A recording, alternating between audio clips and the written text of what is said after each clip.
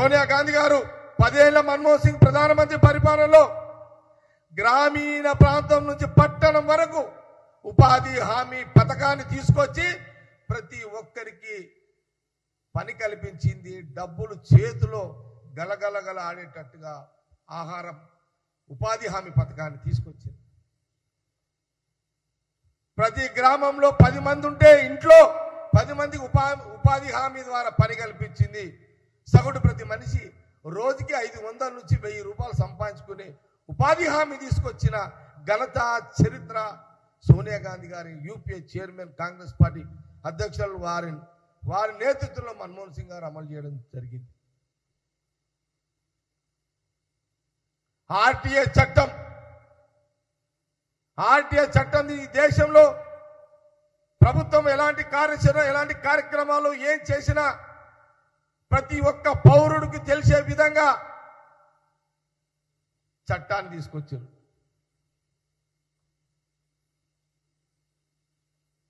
ఇది చరిత్ర సోనియా గాంధీ గారిది. ఏం మాట్లాడతారా మీరు బీజేపీ వాళ్ళు? మీకు బుద్ధి ఉందా, బుద్ధి లేదా, జ్ఞానం ఉందా, జ్ఞానం లేదా? ఏమనాలి మిమ్మల్ని బీజేపీ వాళ్ళని? నోరుంది కదా అని మాట్లాడేనా? ఈ భారతదేశానికి కోడలయ్యి దాదాపు ఎన్ని సంవత్సరాలు సార్? 59 సంవత్సరాలు. 59 భారతదేశ కోడలు. ఇందిరాగాంధీ గారి కోడలు, రాజీవ్ గాంధీ గారి భార్య సోనియా గాంధీ గారు ఈ భారతదేశానికి కోడలయ్యి దాదాపు 59 సంవత్సరాలైంది.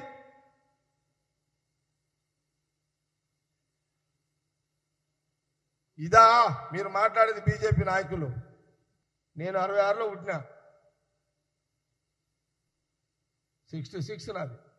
ఈడున్న మన పుట్టిన అందరూ మీకు తెలివై ఇక్కడ గాంధీ భవన్లో కూర్చున్న వాళ్ళు కూడా చాలా మందికి తెలియదు. చరిత్ర తెలుసుకోవాలనే ఈరోజు ఈ ప్రెస్ మీట్ ముఖ్య ఉద్దేశం.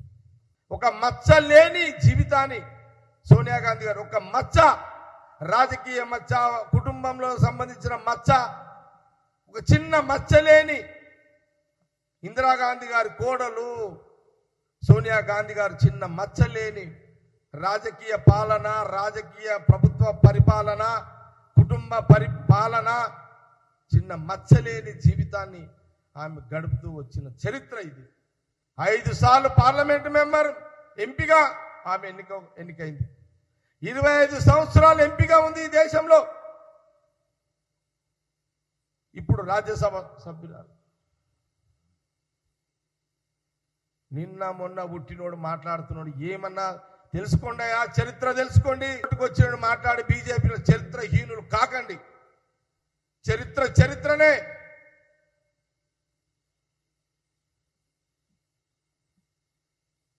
బీజేపీ నాయకులారా, సోనియా గాంధీ కాలు గోటికి కూడా మీరు సరిపోరు అని కాంగ్రెస్ పార్టీ చాలా స్పష్టంగా తెలియజేస్తుంది.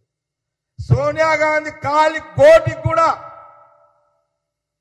ఆమె త్యాగం ముందు ప్రధానమంత్రి పదవి తీసుకొని వద్దన్న ఆమె త్యాగము, ఆమె కాలి గోటి వేలు గోటి గోరు కూడా పనికిరాని మీరు ఈరోజు మాట్లాడుతున్నారు.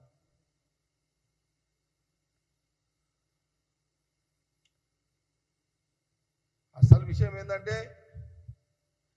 ఈ మధ్య కాలంలో రాహుల్ గాంధీ గారు వారు ఈ 10 ఏళ్ల బీజేపీ పరిపాలన ఎందుకు వచ్చింది, ఎట్లొచ్చింది, ఏంది అని ఈ అన్వేషణలో కొన్ని నిజాలు బయటకు వచ్చినాయి.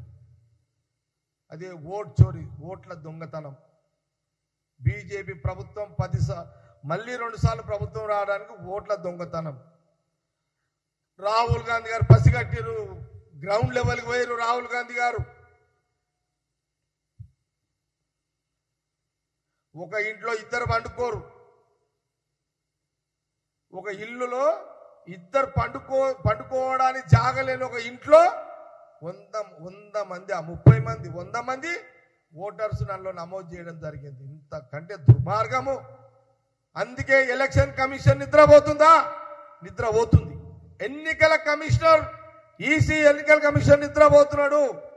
అందుకే రాహుల్ గాంధీ గారు చనిపోయిన ఇంట్లో చచ్చిపోయినాడు ఓటర్స్ రావడం ఏంటి? ఒక మనిషి చచ్చిపోయిండు. దేశం మొత్తంలో 50, 60, 70 ఎంపీ సీట్లలో బీజేపీ బోగస్ ఓట్లను తయారు చేసి 50, 60, 70 సీట్లు ఎంపీలు గెలిపించుకొని 2 సార్లు ప్రధానమంత్రి అయిండు మోడీ గారు అని రాహుల్ గాంధీ గారు పార్లమెంట్ లో గలమిప్పితే దానికి గిల్ల కొట్టుకుంటూ ఏం చేయాలో అర్థం కాని పరిస్థితులలో సోనియా గాంధీ గారి మీద బురదలే కార్యక్రమం స్టార్ట్ చేశారు. దమ్ము లేని, ధైర్యం లేని, గొంతు విప్పి మాట్లాడే నాయకులారా, మీకు ఇవే కదా లేనిది ఉన్నట్టుగా లేని చేసినట్టుగా నిందలేసి బ్లేమ్ చేయడమే కదా బీజేపీ సోషల్ మీడియా. అదే కదా ఇప్పుడు చేస్తున్నది. అందుకే అంటున్నా, విలువలతో కూడుకున్న రాజకీయంగా బీజేపీ లేదు ఇప్పుడు. ఆనాడు అటల్ బిహారీ వాజ్పేయి, అద్వానీ బీజేపీ పార్టీ కాదు ఇది. విలువతో కూడుకున్న లేని పార్టీ భారతీయ జనతా పార్టీ అని చాలా స్పష్టంగా కనబడుతున్నది. ఇక్కడ ఈ దొంగ ఓట్లను వెతికి తీసి ఎప్పుడైతే రాహుల్ గాంధీ గారు ఇప్పుడు బయటికి వెళ్ళి వాళ్ళని ప్రశ్నిస్తున్నాడో ఇక వాళ్ళకి ఏం తోస్తలేదు. తప్పుల ఇరుకపోయారు. దేశ ప్రజలు అందరూ ఆలోచనలు పడ్డారు. అరే మన హక్కు, మన ఓటు, మన హక్కు, మన జీవితము, బీజేపీ ఇట్లా కుట్ర, ఈ బీజేపీ ప్రభుత్వము వీళ్ళందరూ ఇట్లా దొంగ ఓట్లు చేస్తే మన జీవితాలు ఏమవుతాయి అనే ఒక ఆలోచన పడడంతో ఈరోజు బీజేపీ నాయకులు సోనియా గాంధీ గారి మీద లేని ఉన్నట్టుగా మాట్లాడుతున్నారు. అందుకే ఈరోజు ఇంత పెద్ద చరిత్ర, అంటే ఆ జరిగిన చరిత్ర చెప్పాల్సి వచ్చింది. ఈరోజు రాహుల్ గాంధీ గారిని గొంతుకి ఆయన ప్రశ్నలకు ప్రధానమంత్రి మోడీ గారు భయపడుతున్నారు, అమిత్ షా గారు భయపడుతున్నారు, బీజేపీ సెంట్రల్ పార్టీ భయపడుతున్నారు. తప్పు చేశాము అని ఒక ఫీలింగ్ వాళ్ళకు వచ్చేసింది. అందుకే బీహార్లో 17వ తారీఖు నుంచి రాహుల్ గాంధీ గారు పాదయాత్ర మొదలుపెట్టారు. ఇప్పుడు మాకు కూడా గైడెన్స్ వచ్చింది. దొంగ ఓట్ల ప్రభుత్వం బీజేపీ అనేది మాకు కూడా వచ్చింది. మాకు కూడా 22వ తారీఖు, 15వ తారీఖు పెద్ద ఎత్తున జిల్లాల వారీగా రాష్ట్ర వ్యాప్తంగా పెద్ద సభలు, కార్యక్రమాలు, ర్యాలీలు చేయాలి. ఆల్ ఇండియా కాంగ్రెస్ పార్టీ కార్యదర్శి డైరెక్షన్స్ ఇవ్వడం కూడా జరిగింది. ఏది ఏమైనా రాహుల్ గాంధీ గారు ప్రతి మాటకు, ప్రతి అడుగుకి ఈ దేశంలో కాంగ్రెస్ పార్టీ కార్యకర్త నాయకులు వారి నాయకత్వంలో అనుసరిస్తామనే విషయాన్ని మీడియా ద్వారా యావత్ దేశ ప్రజలకు, తెలంగాణ ప్రజలకు తెలియజేస్తూ ప్రెస్ మీట్ ముగించడం జరుగుతుంది.